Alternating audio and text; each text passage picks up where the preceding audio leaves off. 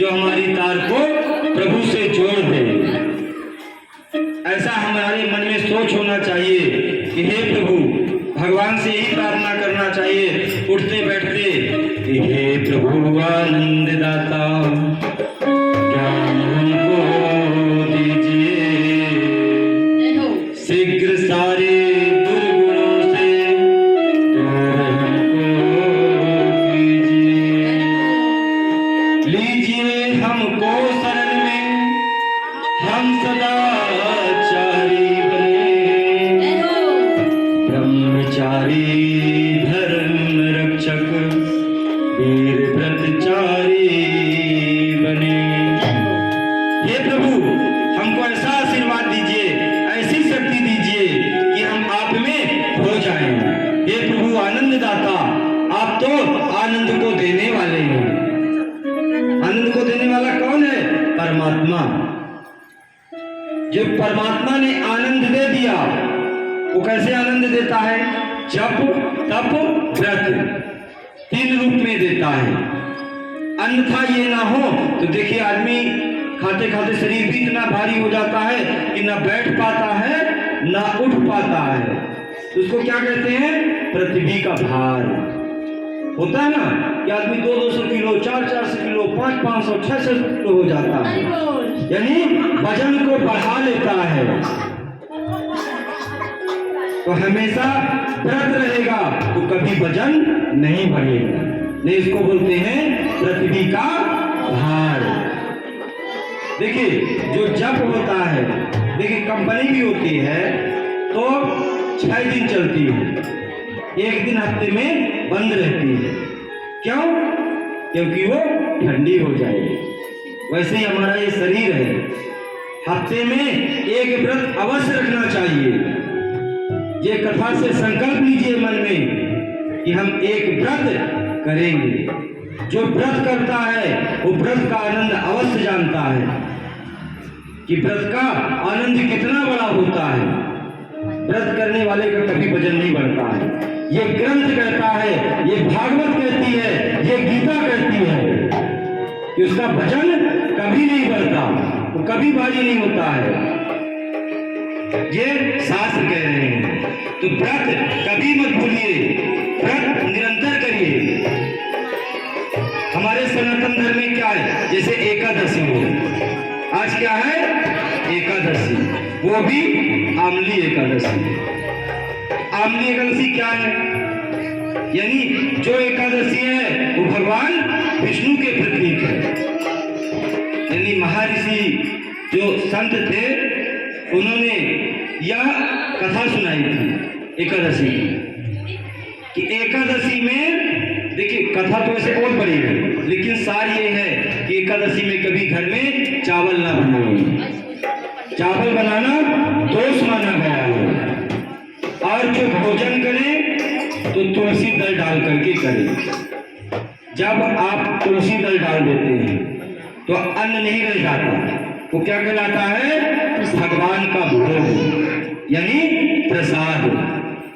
जैसे मान लीजिए कि मनुष्य का शरीर है, और इस शरीर में कोई गुरु ना हो, कोई गुरु मंत्र ना दे या मंत्र ना लिए हो, तो जीवन अंधकार में होता है। जो गुरु होते कहते ना, गुरु ब्रह्मा गुरु विष्णु गुरुर्देवो महेश्वरः, गुरु साक्षात् परब्रह्म तस्मै श्री गुरुवे नमः। गुरु भी हो तो कैसा हो? गुरु भी हो तो अंधकार से प्रकाश की ओर ले जाने वाला हो। यानी जब भी हम अपने जीवन से गिरने लगे या विषम परिस्थिति में आ जाए तो हमको वह प्रकाश दिखा दे, वह प्रकाश दिखा दे, जैसे नारद जी ने प्रहलाद जी को दिखाया। आपको कथा बताई थी ना कि प्रहलाद जी ने ऐसा मंत्र दिया, नारद जी ने प्रहलाद जी को ऐसा मंत्र दिया कि मंत्र के जरिए वह परमात्मा की प्राप्ति हुई। मंत्र जाप कर दृढ़ विश्वास, लेकिन मंत्र का जाप दृढ़ता के साथ हो, विश्वास के साथ हो। उसका निरंतर जाप हो। आप जब भी उठें तो उसको मंत्र को बोलें। वैसे तो शास्त्र में लिखा है कि 108 बार बोलें, लेकिन 108 बार नहीं बोल सकते तो कम से कम 5 बार बोलिए। पहले उठिए ब्रह्म मुहूर्त। देखिए भगवान ने बनाया है, नारायण ने बनाया है ब्रह्म मुहूर्त। सुबह जो 4 बजे का मुहूर्त होता है उसको बोलते हैं ब्रह्म मुहूर्त। आपको कोई पूजन करना है, पाठ करना है, यज्ञ करना है, या दुकान का उद्घाटन कराना है, या गाड़ी लेना है, तो आज से आप याद रखिएगा। देखिए हम कोई बाहर की बात अभी तक नहीं बोले हैं। जितने लोग कथा सुने हैं, देखिए कोई बाहर की बात बोले होंगे। आज कथा का समापन है, आखिरी दिन है। आपको हम केवल कथा ही कथा सुनाएंगे, व्यथा की बात एक भी नहीं बताएंगे। जो कथा में लिखा है, तो कथा में यह भी लिखा है कि जो मुहूर्त होता है सुबह 4 बजे का, वो ब्रह्म का मुहूर्त होता है, यानी ब्रह्मा उसमें वास करते हैं। आप पंडित जी के पास जाते हैं ना कि पंडित जी हमको गाड़ी लेना है या मकान लेना है, तो हमको कोई मुहूर्त बताइए। तो जब कोई भी मुहूर्त ना हो, चाहे खर मास क्यों ना हो, तो उस समय आप सुबह 4 बजे यदि पूजन करते हैं तो वह मुहूर्त ही है, वह मुहूर्त ही है और वह फलदायी है। मुहूर्त का बहुत बड़ा प्रभाव रहता है। आप देख भी लीजिए, अपने जीवन में भी आंकलन करिए, सोचिए कि एक व्यक्ति एक छोटी सी गाड़ी लेता है, स्कूटर लेता है और उस स्कूटर के बदौलत उसके घर में 4-4, 5-5 गाड़ियां हो जाती हैं। फिर उससे पूछे कि भाई तुम्हारे यहाँ तो बड़ी बड़ी गाड़ी हो गई है, ये स्कूटर हमको दे दो, तो कभी नहीं देगा। तो क्या कहेगा, पहले हम इसी से चलते थे, इसी के बदौलत आज हमारे घर में 4-4 गाड़ियां हैं। तो किसका चिन्ह है वो? मुहूर्त का। और एक व्यक्ति करोड़ों की गाड़ी एक बार में ही ले लेता है, लेकिन वह फलित नहीं होती, क्योंकि वह मुहूर्त की नहीं है।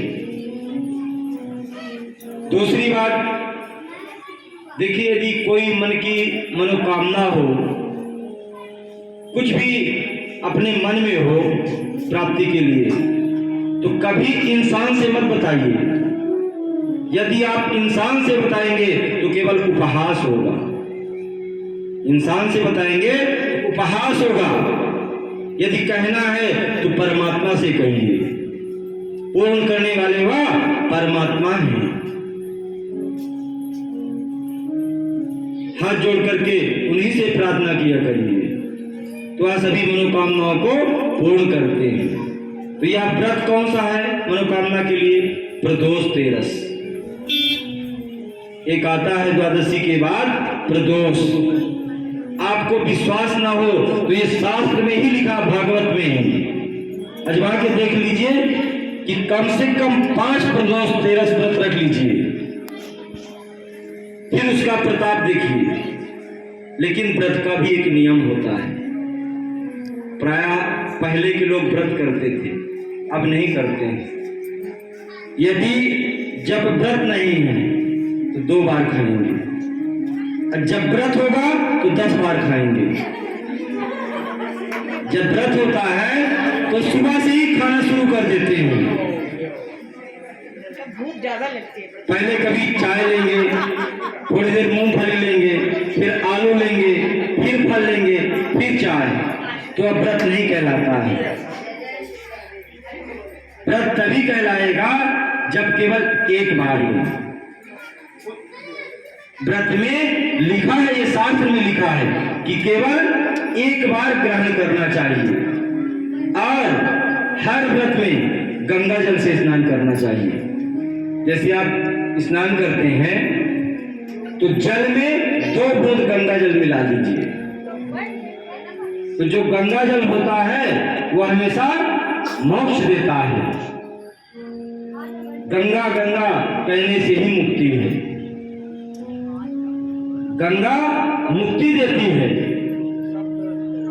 जैसे भागवत है।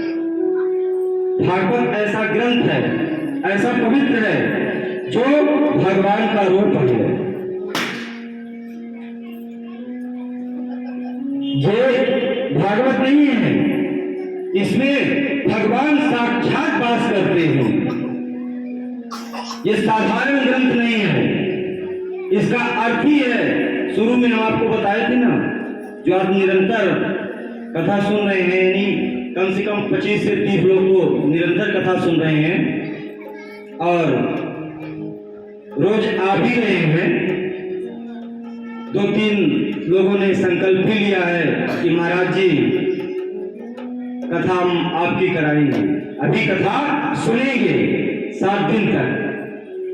और ये आप जो कर रहे हैं ये क्या है? तो हम कहते देखिए ये भागवत कथा प्रवचन है। एक कथा शायद या 5 या 7 के सामने होना है, उनकी डेट सुनिश्चित नहीं हुई है, लेकिन वो बोले कि महाराज जी हम 4 या 5 दिन में सुनिश्चित करेंगे और वहां पूर्ण व्यवस्था के साथ होगी 1 नंबर गेट के पास, वो शायद मई में होगी। और उन्होंने संकल्प लिया है कि कम से कम 501 कलश उठेंगे। उन्होंने बोला है कि महाराज जी हनुमान मंदिर से लेकर के और पूरी सोसाइटी का भ्रमण होगा। बोले बाकी बिहारी लाल की।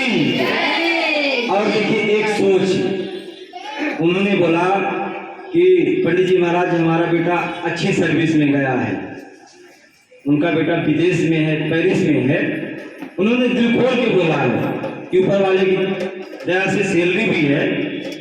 उन्होंने गुप्त बोला है, उनका नाम भी नहीं लेंगे, कहेंगे भी नहीं, क्योंकि उन्होंने गुप्त रखा है। और बोला कि ये जो कथा कराएंगे तो हो सकता है टीवी के कोई ना कोई चैनल में अवश्य आएगी। जय श्री राम। जैसे कि हमारा YouTube चैनल बना हुआ है, अपना उसे स्पेशल चैनल है, रवि कृष्णा जी महाराज के नाम से आप सर्च करेंगे, इसमें कथा, भागवत प्रवचन या यहाँ की जो भी कथाएं हैं वो भी YouTube चैनल पे आएंगी। और इसके बाद देखिए ऊपर वाले की इच्छा हो सकता है कि एक दुर्गा मंदिर में भी होना, जो दुर्गा मंदिर के टीकम सिंह जी जो मेन है, उन्होंने भी बोला कि पंडित जी यहाँ भी आपको कथा करनी होगी, क्योंकि जब दुर्गा मंदिर का उद्घाटन हुआ था तो पहले बुलाए थे बड़े भाव से। आज भी वो कहते हैं कि पंडित जी यदि इच्छा है तो आप रह सकते हैं, ये आपके गेट के आगे है। बहुत प्रेमी और बहुत सज्जन व्यक्ति हैं, हमेशा मान सम्मान देते हैं। तो देखिए हम भागवत की कथा बता रहे थे कि भाग्य कहे से भाग्य उदय होत जीवन के। भागवत का अर्थ क्या है कि भाग्य कहे से भाग्य उदय होत जीवन के। गा के कहे से गुमान मिट जाते हैं। जो मन का गुमान होता है, ध्यान से सुनिएगा, ये आखिरी समापन की ओर चल रहा है कि गा के कहे से गुमान मिट जाते हैं। फिर आता है वा, वा का अर्थ होता है कि वा के कहे से वाणी हो पवित्र हो, यानी वह ऐसा शब्द है कि वाणी पवित्र हो जाती है। और ताके कहे से त्रिताप मिट जाते हैं, यानी 3 प्रकार के ताप हैं जिससे मनुष्य जलता रहता है, दैहिक, दैविक और भौतिक। 3 प्रकारों के तापों से जलता रहता है। कैसे? दैहिक में क्या होता है कि चाहे कुछ भी कर लो, मनुष्य ईर्षा निरंतर बनी रहती है। आप उसको कितना भी मिटा, सुनिएगा, ध्यान से सुनिएगा, बहुत अच्छा प्रसंग है कि दैहिक में क्या होता है, निरंतर ईर्षा बनी रहती है। जो व्यक्ति, देखिए संसार में प्राणी काफी मिलते हैं, जो व्यक्ति ईर्षालु हो, आप सोचे कि इसके मन से ईर्षा मिटा दे, तो आप नहीं मिटा सकते हैं, उसके मन से कभी भी नहीं मिटा सकते हैं, क्योंकि उसमें दैहिक ताप है। भौतिक यानी सांसारिक, जैसे कलयुग में इसको बोलते हैं चुगली। कलयुग में क्या बोलते हैं? चुगली। यानी मनुष्य निरंतर चुगलीबाजी करता रहेगा, निरंतर। देखिए चुगली वाला, हम पहले सागा नहीं होता किसी का, आज हमारी तो कल आपकी। जैसे ही आप मुड़े तो आपकी बारी, हम मुड़े तो हमारी बारी। उसमें लोग तो परमात्मा को भी नहीं छोड़ते हैं। तो क्या हुआ? भौतिक, दैहिक, भौतिक। और एक और ताप है, वो क्या है? यानी निरंतर शांति प्रवृत्ति। उसको आप कुछ भी कहो, कोई फर्क नहीं पड़ेगा, वो बिल्कुल शून्य रहेगा, न नीक कहेगा न नागा कहेगा। आप देखते हैं ना संसार में कि कुछ ऐसे प्राणी होते हैं, न नीक ही बोलेंगे न नागा ही बोलेंगे। दैहिक भौतिक, तो ये दैहिक है। बोले बाल कृष्ण लाल की जय, बोले बांके बिहारी लाल की जय, बोले भागवत भगवान की जय। जय श्री राधे, जय जय श्री राधे, जय जय श्री राधे श्याम। सभी बोली एक श्लोक बोलेंगे साथ में। ये भागवत का आखिरी श्लोक है, यानी समापन में जो बोला जाता है, जो कि सभी का कल्याण करता है, सभी को सद्बुद्धि देता है और मन पवित्र करता है। देखिए मन कब पवित्र होता है? मुखम पवित्रम यदि राम नामम। मुख में राम का नाम हो तो वह पवित्र होता है। ये सब लीड हिल रही वहां, जल्दी देखो, उधर से बंद है, वो चार्ज नहीं हो रहा ना, उधर पीछे।